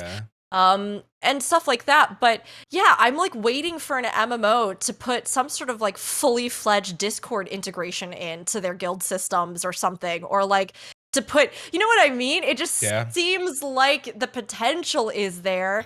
Stuff like that with like tweets and things. My gosh, I can't even imagine if we had that in 14. And yeah, they had like special fates or something that like if you got world first on that, or you discovered this special thing on a map, or like it would like people would go bonkers for that. Odin, just bring back more like Odin stuff. Yeah. You become Odin. Yeah. They haven't done anything like that since Odin though. It's just a shame. Like, well, we did just get with the 24-man that like soul summon thing where they like are weighing the souls and they like manifest various players in the actual you know, raid that become those enemies, which I thought was really cool. But I want them to do more because that Odin kind of thing is like so epic. I still to this day, it's like one of my goals in the game to be Odin someday. You know? One day. Guild Wars 2 isn't enough. Now next is Odin. I don't know if 14, I don't think that they would ever actually put a canonical nod to content creators in the game I don't think for so. a lot of reasons. Yeah. But I think like Blizzard had some sort of huge controversy as well, where they had put like a nod to a creator in the game, and then that creator did something like really awful at some point. I don't remember what it was, but there was like a whole legal debacle because of that, and having to figure out like, well, we can't have this in the game anymore, and all kinds of stuff. So like, Square Enix is so conservative about how they do a lot of things like that, and so tightly controlled over a lot of their titles, for good for good, and sometimes maybe a little bit for bad, but in the sense that like they want really strong control over their products, even with add-ons not being something that's fully robust within 14 versus many other MMOs. Yeah. But it would be cool if they did, like there's so many people worldwide that have contributed to the game, and it'd be fun to see little things like that. Or I know like Warcraft, if you didn't get a like NPC named after you, they would name like an item after you, which I think is almost the safer option sometimes, because it's like, all right, because if somebody did something bad, rename the item, and that's it. Like now that's just this thing. So I'm excited. I'm excited for MMOs. I'm excited for the future of MMOs. Quinton knows I'm excited for like Ashes of Creation. I'm interested in looking at, and Pantheon Rise of the Fallen, which is Brad McQuaid, RIP, like his game that's going to be coming out hopefully very like next couple of years. So I'm excited. I'm excited to see what. Yeah, maybe. Well, I think it is coming out. I think it will. Like I don't think that's not. Oh, it'll come out just next couple of years. Next couple of years, not this year. Still early alpha. So too soon. Yeah, too soon. Well. We're gonna have to have you back on to talk more MMOs and Guild Wars 2 and everything else. I think we could have like an 8-hour discussion about all things gaming. I think we could. I literally looked at the clock and I was like, oh my gosh, has it really already been 2 hours? I know. I looked at it too and I was like, oh. we talked about before, like we generally try to keep our shows to about an hour, maybe an hour and a half if things are going well. When it goes over that, the conversation's been great. It's been really good. I would love to talk more. It's been so fun hearing about both of you too. And I'd love to hear more about your experiences in MMOs, because obviously you have a ton.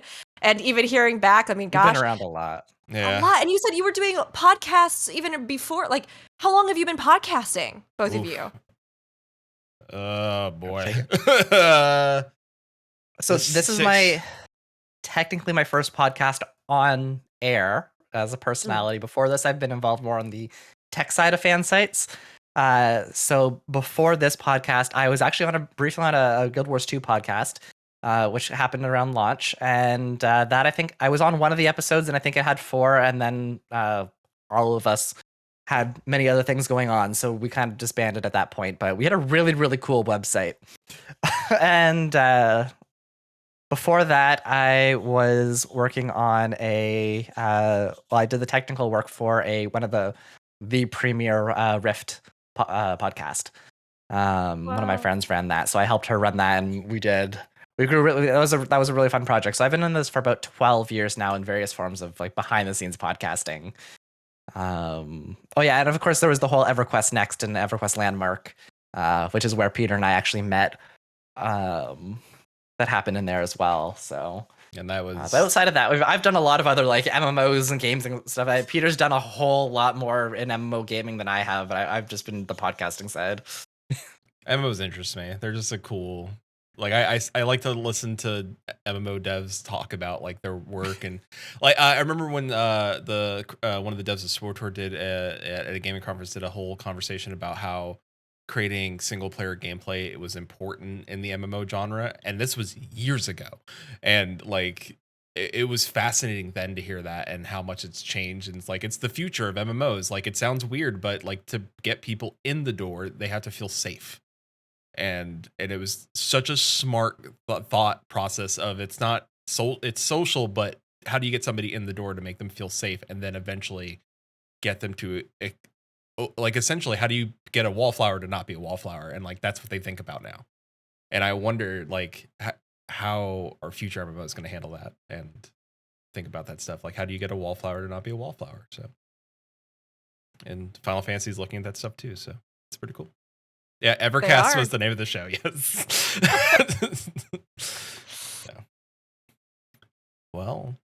Yes, that was Peter's last podcast. One of the many. Then Lou Table. Yeah, I know. I had a lot of podcasts. That's amazing. I mean, it's a Yeah. whole history of games and talking about games, and podcasting, I think, is such an incredible expression of passion for games or a topic or topics that people love. So I'm so glad that you've both been in the space for so long, and it's awesome to see you doing Maelstrom. And gosh, yeah, close to 200 episodes. So you've been doing that for like a little bit or something, you know? Yes. Well, we took 6 years, but we did have a whole year off that we took for mental health breaks. So Yeah. very important, very needed. And then we came back and we tried some stuff. It didn't work. So we went back to our roots. Yeah. And apparently, if you do your roots, you can just do whatever you want, and people still think. If you try to do whatever you want, nobody likes it. But if you go back to your roots and then do whatever you want, people stay around. That's what we learn. You're shaking your head. Yes, you're like, you know what? He's right. It's crazy, but well, Rook, can you tell people where to find you and all the things you do across the internet? Yeah, absolutely. Sorry. I was gonna say they can definitely find you in Guild Wars 2 then, at all times. Oh, I mean, yes, you can find me 24/7 if you have the Arborstone Mastery upgraded all the way in the latest expansion. Find me hanging out in the Kestrel Archives. Always there. I won't say much, but you'll find me there. No, I am findable everywhere else on the internet outside of game at Rookuri. So ROOKURI, Twitch and YouTube primarily if you're looking for my actual gaming content. And like I mentioned earlier, I'm usually live on my own channel 2 to 3 days a week. Fridays, I'm on the Lightbringers Guild Wars 2 podcast with some wonderful, wonderful creators.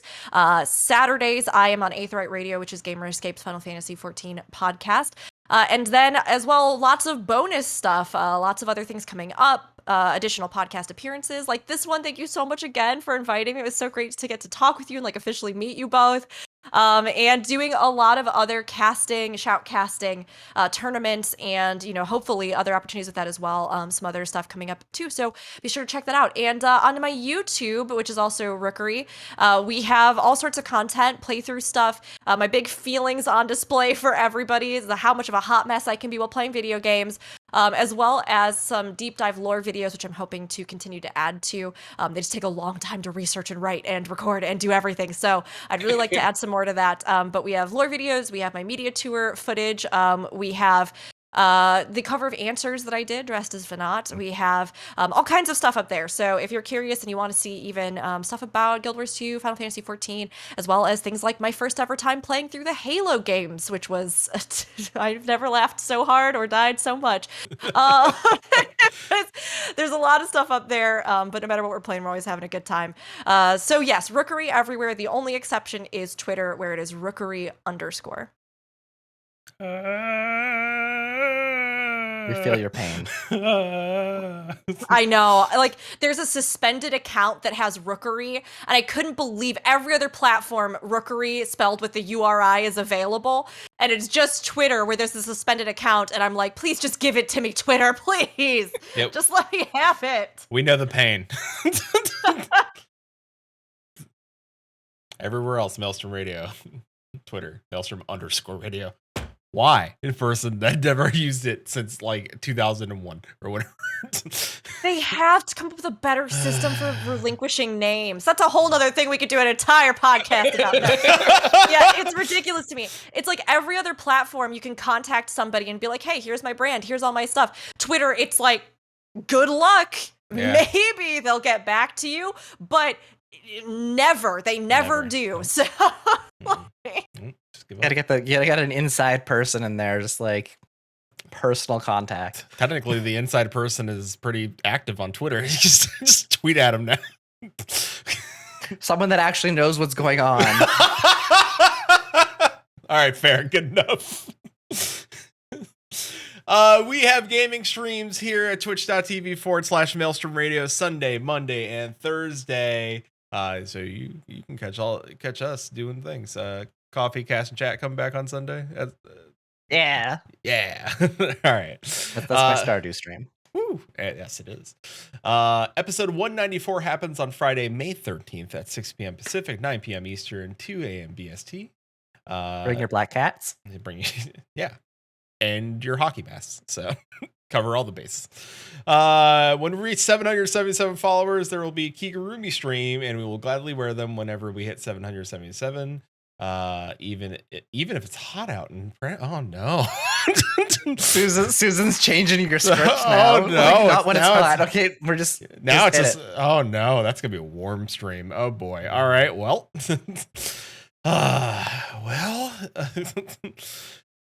I guess. I have to ask, do you both know what the Kigus are going to be that you're going to have? Or is this going to be both have them? We both have them. I know what mine Peter's is. announced his. I have. I haven't told anybody. Not even Peter or Susan knows what mine is. We do not know. Sitting in my closet. I've tried it on before. It's nice. Yeah, mine's a Snorlax Kigu. Oh, yeah. I love it. Yeah, the resident bear man. So. And you didn't go with Ursaring?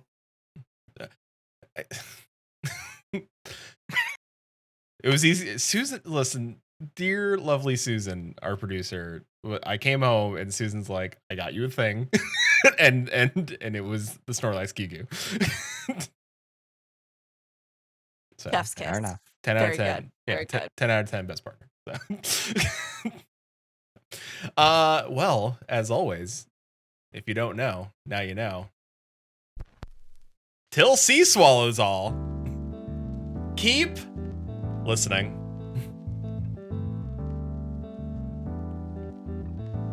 Maelstrom Radio is brought to you by maelstromradio.com and Blackfire Media. Produced by Flatus, Shintir, and Susan Sprinkle. Join us live Fridays, 6 p.m. Pacific, 9 p.m. Eastern at twitch.tv/maelstromradio. Send email to show@maelstromradio.com, tweet us at maelstrom_radio, or join our Discord at maelstromradio.com/discord. Views and opinions expressed by our hosts and guests do not reflect the views and opinions of any companies discussed on today's show.